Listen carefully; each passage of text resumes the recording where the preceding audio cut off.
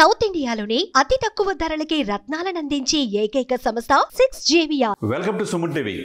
Andhra Pradesh deputy chief minister, national political star Pawan Kalyan గారికి ప్రాణహాని గత 2 రోజుల నుంచి ఇదే మీడియాలో విపరీతంగా చర్చకి దారితీస్తుంది. ఎందుకంటే నేషనల్ మీడియా కూడా పవన్ కళ్యాణ్ గారు ఏంటి, పవన్ కళ్యాణ్ గారి శక్తి ఏంటి, మోదీ గారికి ఎంత ప్రియ శిష్యుడిగా ఎదిగాడు అనేది నేషనల్ మీడియాలో కూడా చూపిస్తున్నారు. తెలుగు రాష్ట్రాల్లో ఆయన పేరు తెలియని వాళ్ళు ఎవరు లేరు, రాజకీయాల్లో కావచ్చు, సినిమాల్లో కావచ్చు. అటువంటి పవన్ కళ్యాణ్ గారికి ఎవరి ద్వారా థ్రెట్ అంటే, ఒకప్పుడు నక్సల్స్ అన్నారు, కానీ నక్సల్సే అతని పరిపాలనని మెచ్చుకున్నారు. ఆ తర్వాత కొంతమంది ఇది గిట్టనాళ్ళు, అంతకుముందు వైసీపీ అధికారంలో ఉన్న వాళ్ళు వాళ్ళ యొక్క సానుభూతి పరులు అంటున్నారు. మరి ఇంకొక వైపు ఏమో రెడ్ శాండిల్ స్మగ్లర్స్ అంటున్నారు.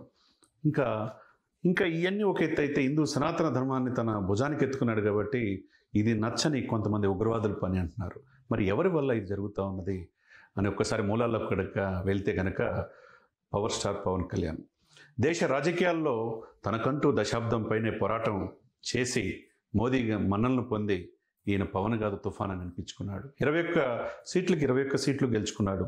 తను గెలవటమే కాకుండా టీడీపీని అటు బీజేపీని గెలిపించారు. ఈరోజు ఆంధ్రప్రదేశ్లో అఖండ మెజార్టీతో అధికారంలో ఇప్పుడు కూటమి ఉందంటే కేవలం పవర్ స్టార్ పవన్ కళ్యాణ్ గారి వల్ల. తనకున్న శాఖలన్నిటి కూడా మంచి పేరు ప్రతిష్టలు సాధించి పెట్టారు, ప్రపంచ రికార్డులు సృష్టించారు. అటు గ్రామీణాభివృద్ధి, ఇటు పంచాయతీరాజ్, తర్వాత అటవీ శాఖ, సైన్స్ అండ్ టెక్నాలజీ, గ్రామీణ నీటిపారుదల, ఒకటేంటి ఏ శాఖకైనా ఆ పదవికి వన్నీ తీసుకొచ్చి ప్రజలు మనల్ని పొందుతున్నాడు.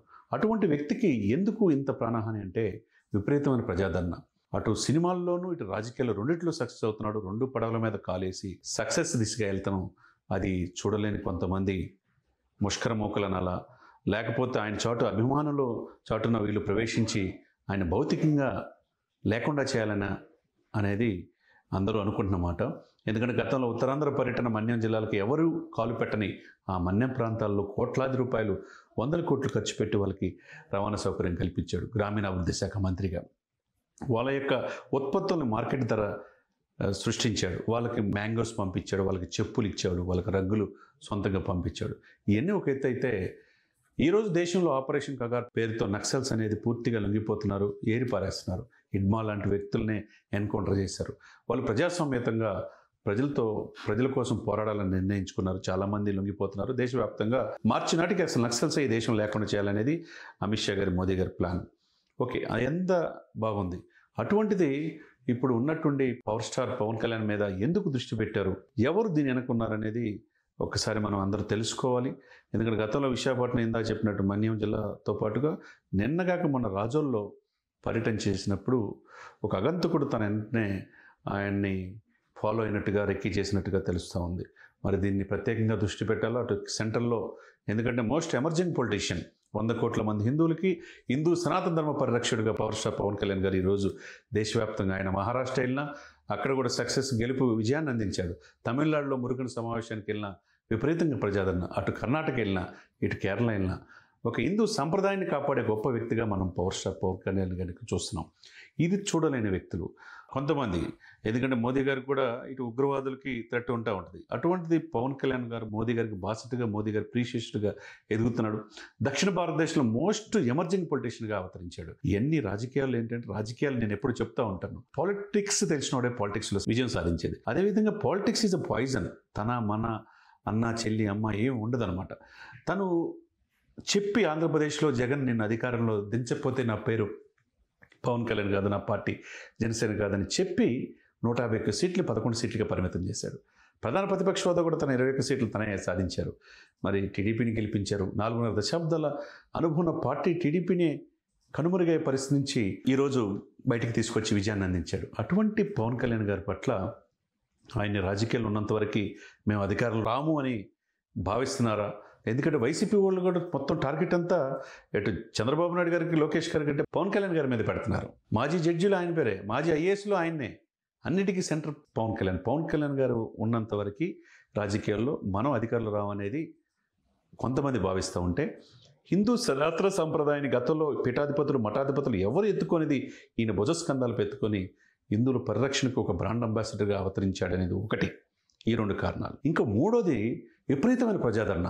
ప్రధానమంత్రి మోదీ గారి ఎస్పీజీ స్పెషల్ ప్రొడక్షన్ గ్రూప్ కూడా మేము కాశ్మీర్ నుంచి కన్యాకుమారి దాకా మోదీ గారి పర్యటనని చక్కగా చేయగలం, కానీ పవన్ కళ్యాణ్ గారి అభిమానుల్ని అలా అభిమానం చూస్తే భయం వేస్తుందని చెప్పి అంటున్నారంటే సాక్షాత్తు పవన్ కళ్యాణ్ గారు చెప్పారంటే దాన్ని బట్టి అది అర్థం చేసుకోవచ్చు. ఇవన్నీ ఒక ఎత్తు అయితే, ఇటీవల చిత్తూరు జిల్లా పర్యటనలో భాగంగా గత 5 సంవత్సరాలు 10,000 కోట్లు రెడ్ శాండిల్స్ దొంగలు ఈ దేశ సరిహద్దును దాటారు. ఇది శేషాచలం కొండలో ఉండే అతి రేరైన ఎర్రచందనాన్ని స్మగ్లింగ్ చేస్తున్నారు. ఒక్కొక్కరికి తాట తీస్తా అన్నాడు. మీరు ఈ వ్యాపారం కాకుండా వేరే చేసుకోమన్నాడు. ప్రజాస్వామ్యంలో మనకు ఉన్న ప్రకృతి సంపదను కొల్లగొట్టకూడదని అన్నారు.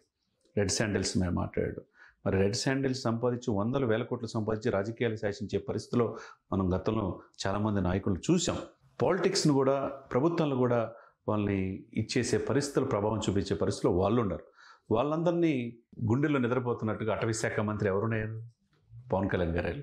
మరి వాళ్ళు కూడా ఒకవైపు ఈయన్ని ఏ విధమైన ప్రాణహాని చేద్దామని చెప్పేసి వాళ్ళు కూడా అనుకుంటున్నట్టుగా తెలుస్తూ ఉంది. ఏదైనా కానీ ఇంటెలిజెన్స్ నిఘా ద్వారా ఇది తెలిసింది. ఇంటెలిజెన్స్ బ్యూరో, కేంద్ర ప్రభుత్వం, అమిత్ షా గారు, మోదీ గారు దీని మీద దృష్టి పెట్టి ఆయనకి జెడ్ కేటగిరీ భద్రత కల్పించాలని ఆయన జనసేన అభిమానులు కావచ్చు, తర్వాత మెగా అభిమానులు కావచ్చు, ఆయన మంచి కోరుకునే వాళ్ళు కావచ్చు, అందరూ కోరుకుంటున్నారు. అదే సమయంలో ఆంధ్రప్రదేశ్లో చంద్రబాబు నాయుడు గారు కూడా ముఖ్యమంత్రిగా ఆయనకి జెడ్ కేటగిరీ ఉంది. ఎందుకంటే గతంలో అలిపిరి బాంబ్ బ్లాస్టింగ్, క్లేమర్ మైన్స్ ద్వారా ఆయన చంపాలని చూశారు.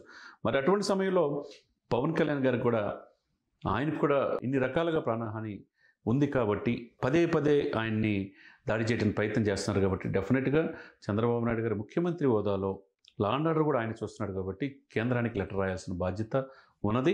వెనువెంటనే తక్షణం ఆయనకి జెడ్ కేటగిరీ ఇవ్వాలి. ఎందుకంటే అటువంటి వ్యక్తి రాజకీయాల్లో రేరుగా ఉంటారండి.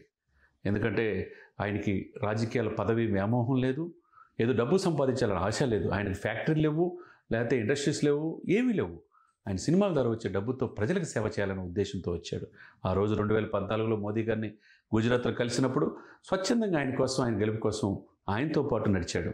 ఈరోజు మరలా మోదీ గారు మూడోసారి ప్రధానమంత్రి అవడానికి అటు బీహార్ నితీష్ కుమార్ ఎలా కారణమయ్యాడో, ఆంధ్రప్రదేశ్లో పవన్ కళ్యాణ్ గారు అలా కారణమయ్యాడు. అటువంటి వ్యక్తి ఈ దేశానికి బాగుండాలని, ఈ దేశ శాంతి భద్రతల కోసం నిత్యం పరితపించే వ్యక్తి, ఆంధ్రప్రదేశ్లో ప్రజల బాగోగుల కోసం, రాజధాని రైతుల కోసం, విశాఖ స్టీలు వాళ్ళ కార్మికుల సమస్యల కోసం, మత్స్యకారుల కోసం, ఒకటేంటి ప్రజలు ఎక్కడ సమస్య ఉంటే నేను నన్న భరోసా పవన్ కళ్యాణ్ గారి ద్వారా వస్తుంది. యుగానికి ఒక్కడు అన్నట్టుగా ఆయన కారణజన్ముడు. అటువంటి వ్యక్తిని మనం కాపాడుకోవాల్సిన బాధ్యత మన అందరి మీద ఉన్నది. ఏదేమైనా కానీ కేంద్ర ప్రభుత్వం దీని మీద దృష్టి పెట్టాలి. ఎవరు దీన్ని అనుకున్నారు, ఎంత పెద్దవాళ్ళైనా కానీ వాళ్ళని బయటికి తీయాలి. అటు ఇంటెలిజెన్స్ బ్యూరో, కేంద్ర ప్రభుత్వం, ఇటు స్టేట్ ఇంటెలిజెన్స్ కూడా దీని మీద ప్రత్యేకంగా దృష్టి పెట్టాలని అందరూ కోరుకుంటున్నారు.